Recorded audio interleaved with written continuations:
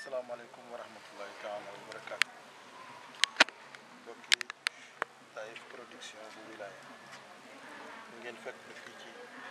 sun mbokkum talibi sun jëwri ci Serigne Ahmadou Ndiaye ñu bokkon nek di murid ki war bis bi tay Serigne Cheikh Mbacke benn Fall ci Bayla mo melni lolu moy li nga xamni mom nga soxla xam moy di dajale nit ñi fi tay mu melni li fi dajale nit ñi moy fatali ko ku baax day wax Serigne Cheikh Mbacke Gaïndé Fatma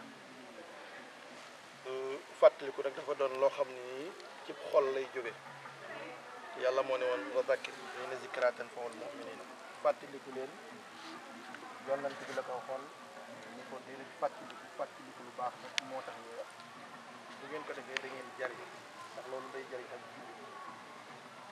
fàttaliku gi ñu def tey nag mooy ñu dikk xibaar la kan mooy Serigne Cheikh Mbacke Cheikh Mbacke damay wax ni modèle la ci yoon bi koo xam ni kii maanaam sëriñ bi la fiy nawloo bañ la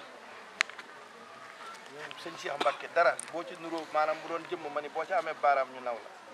waaye mënoo complété lépp te ñi ngi fay gis ci sëriñ ñëpp maanaam ci roy ko rek ca lam yoroon lañ nekk waaye mënuñu koo génn bu dee ci wàllu baax bu dee ci wàllu xam-xam bu dee ci wàllu liggéey loolu mooy li nga xam ni moom nga fekk ko fii mu doon na ko sëñ Modou Moustapha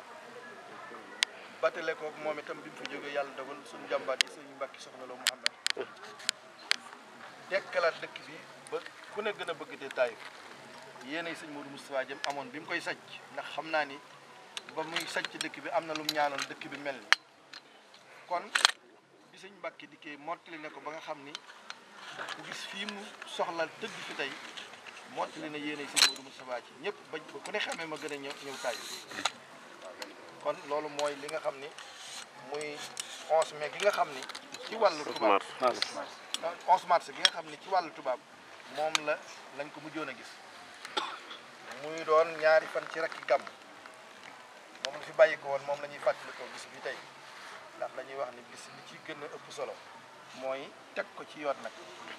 bañ koo def rek na maa ngi dajale nangam li ci ëpp solo daal mooy